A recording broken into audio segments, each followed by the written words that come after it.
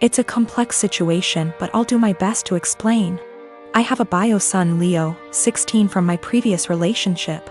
I married his stepmom, who is a mother of 2 boys, Connor, 20, deceased, and Derek, 12. I've never had the pleasure to meet Connor, who tragically passed away from a motorcycle accident. Derek was so devastated by this loss, and although it's been years, he's still pretty much grieving. I've seen tons of pictures and videos of Connor and made efforts to get to know who he was as a way to share Derek's grief and be there for him, to lend an ear and a comforting shoulder. It's safe to say that Derek and I grew a strong bond in no time. But my son Leo isn't close to Derek. Understandable, because not all siblings and step-siblings are the same. Leo and Derek are different in everything, which isn't a bad thing, but Leo calls himself the brutally honest type and makes insensitive comments about Derek most of the time. They tend to be under the guise of advice. Derek never complained, so I had to step in and tell Leo to stop being insensitive towards his stepbrother, especially with everything regarding Connor and his memory. Leo would say, "Okay, I get it, and I won't do it again." Days ago, Leo wanted to hang out with friends and asked Derek if he wanted to join. Derek agreed and put on Connor's hoodie before going out. Leo commented on the hoodie and called it ugly and asked him to put on something else, but Derek insisted on wearing it or not go. Leo dropped it. Hours later, Derek came home crying with his hoodie in hand. He said Leo and friends cut it into pieces while he was in the bathroom after they convinced him to take it off. I was furious. I asked Leo, and he said it was his friend's idea, then said he had to do it since Derek wears it everywhere, and it looked old and embarrassing. I reminded him who this hoodie belonged to, and he said, "So what? Maybe this will help him move on in life." I told him his birthday was cancelled and his friends aren't welcome anymore. He pitched a fit saying his birthday was a right, not a privilege, and I can't cancel it. He had my ex criticize my decision and wanted to host his birthday party, but I refused because he's grounded, so no party anywhere. She and her family called me awful and ridiculous and asked me to think how Leo will hate me for this, but I insisted he needed punishment for putting his stepbrother through this. I am a 25 years old female, my girlfriend, Molly, female, 27 years old. For the last 6 months started with a joke that I've already made clear that I don't like. It consists of her saying no quickly to anything I ask. I know it sounds silly, but I ask her to get a glass of water for me. She says no, and after 1 minute, I'm almost getting up. She says she's joking and gets some water. I ask her to wash the dishes. She says no. I say I love you. She says no. I ask her to take her clothes. She says no. Everything is joking, and after 30s/1 minute, she does it, but she is addicted to doing it. I've already made it clear several times that I don't like it, even more so in I love you. She's the only person I can say that. So it's special to me. And there are things that are serious, and I need her to answer seriously. And if she says no to everything jokingly, I can't tell when she's saying a real no. It's already happened. I keep saying this is boring and I don't like it. She stops doing it and goes back to doing it after a week. After a brief discussion, because she played this prank in front of our friends, me asking, "Love, can you get me some medicine?" And she, with no kidding, she stopped doing it for 1 month. Yesterday, we welcomed my parents, in-laws, and our 2 best friends to our house. Everyone knew that I was going to propose to her, and I called them, because we always plan this proposal with our loved ones attending, participating in this special day. I asked her to marry me, and she said a quick no, and I was so grumpy /panic /upset. Everyone looking in shock, for 30s for her to laugh and say she was joking, finally saying yes. I was so embarrassed and disappointed.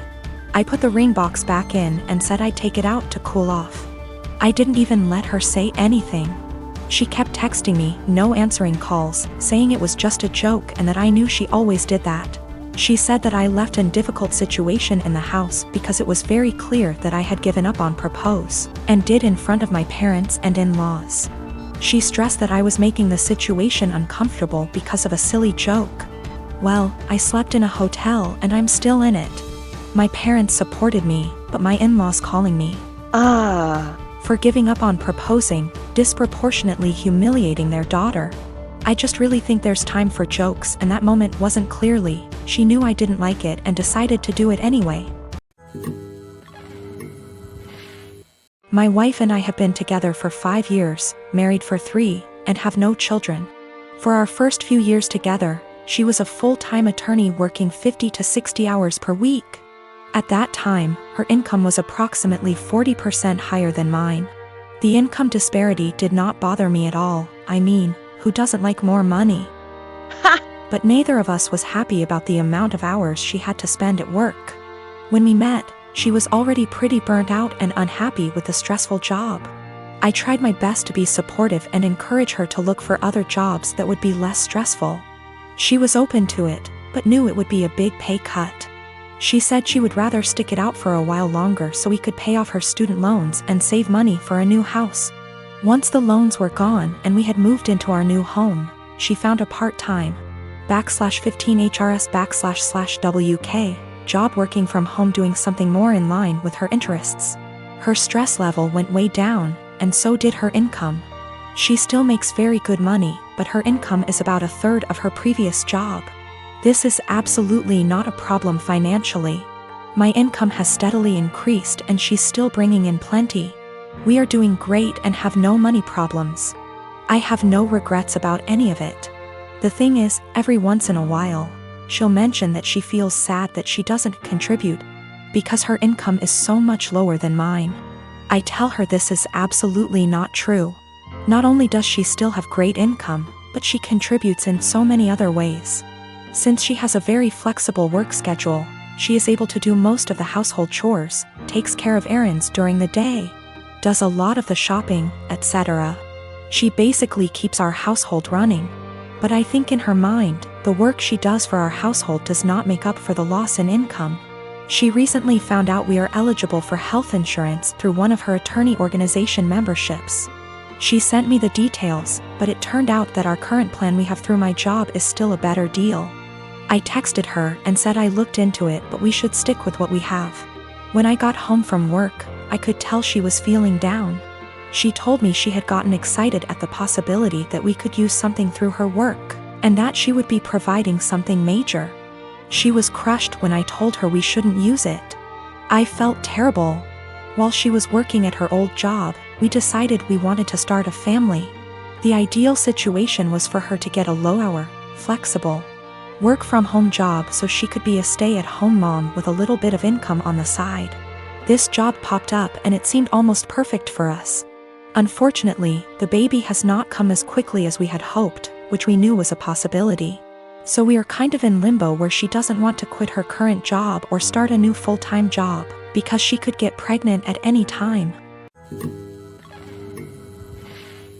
I'm 19 years old female was traveling alone on an 11-hour flight today.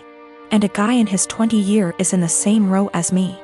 I was exhausted because I only got 4 hours of sleep before the flight so I could sleep on the plane, but this guy, we'll call him C, keeps trying to make conversation. C starts off by telling me he's autistic, and then asking me if I like K-pop, and he keeps non-stop talking and rarely gives me a chance to speak, not that I wanted to. I tried to be polite because I have ADHD and I understand how social cues are difficult, so he probably can't tell I'm not in the mood.